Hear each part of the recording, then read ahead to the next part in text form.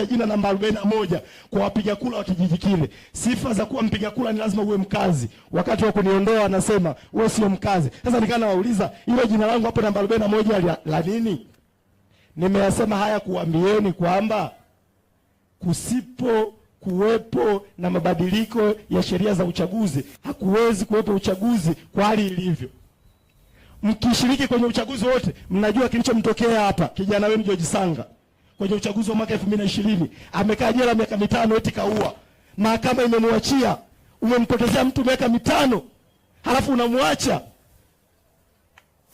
kwa kumsingizia. Hivi nyie CCM huo moto mtakaochomwa hamuogopi? Wameua wagombea wa Chadema. Manyoni, mwenyekiti wetu wa kitongoji, amepigwa risasi mchana kweupe.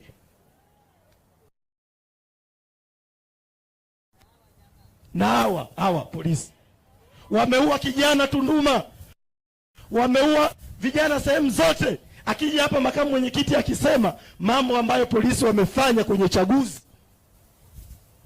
wamefanya mauaji.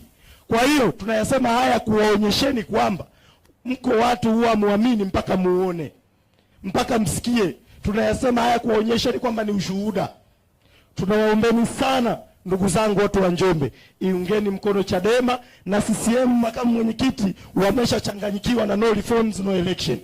Kuwapeni ushahidi wa hilo leo wamechanganyikiwa na no reform no election.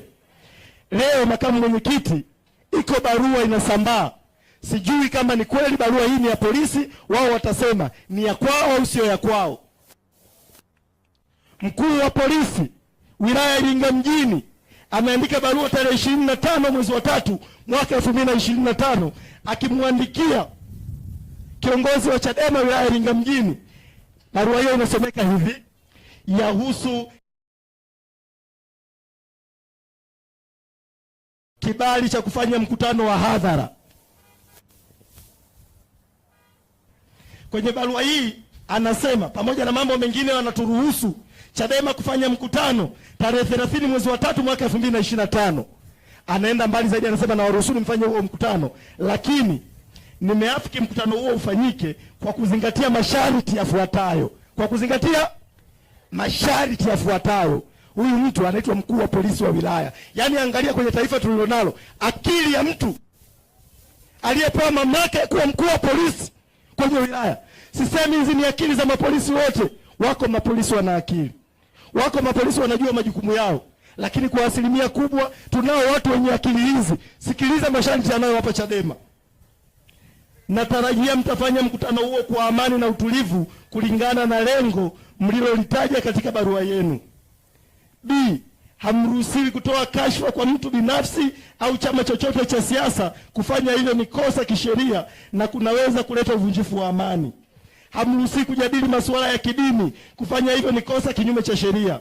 Zingatieni muda wa kuanza na kumaliza mkutano. Hatua kali za kisheria zitachukuliwa dhidi yenu endapo mtakiuka masharti yaliyopo katika barua hii. Sasa watu wa Njombe, mnaweza mkawa mfahamu angalau kwa kidogo tu. Mimi nimesoma, ni wakili wa mahakama kuu. Naweza nikawa sijui mambo mengine kidogo kwenye sheria, lakini sheria za kuhangaika na polisi, haki ya Mungu nazifahamu. Sasa nikuulize IGP na niwaulizeni wakuu wa polisi vituo vyote Tanzania nzima, ni sheria ipi inawaambieni chama cha siasa kikiwapa taarifa ya kufanya mikutano ya hadhara mnayo mamlaka ya kuandika ya kuwapa kibali? Hicho kibali ni kwa mujibu wa sheria gani? Hamna mamlaka ya kutoa kibali. Mamlaka, sheria inasema vyama vya siasa vitawapeni taarifa. Yaani kama wewe kakaangu hapo, kakaangu Masonga au kakaangu Sosopi, unamwaga mke wako, unampa taarifa mke wako kwamba nitatoka narudi baadaye, alafu anakuambia asubiri kwanza, sasa nimekupa ruhusa ya kuondoka. Yaani unampa mtu taarifa halafu yeye anajipa mamlaka kwamba nakupa kibali. Huo utaratibu wenu wa kuandikia vibali Chadema ukombe. Hatutaki vibali vyenu.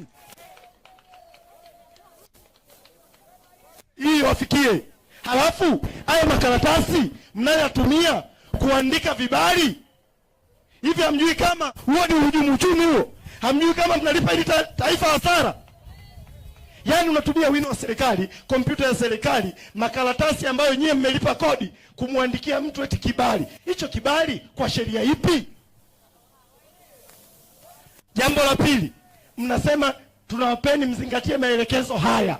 Hivi nyie polisi, nyie ni wa kuelekeza Chadema sheria? Yaani hii Chadema ambaye mwenyekiti wa chama chake ni Tundu Lissu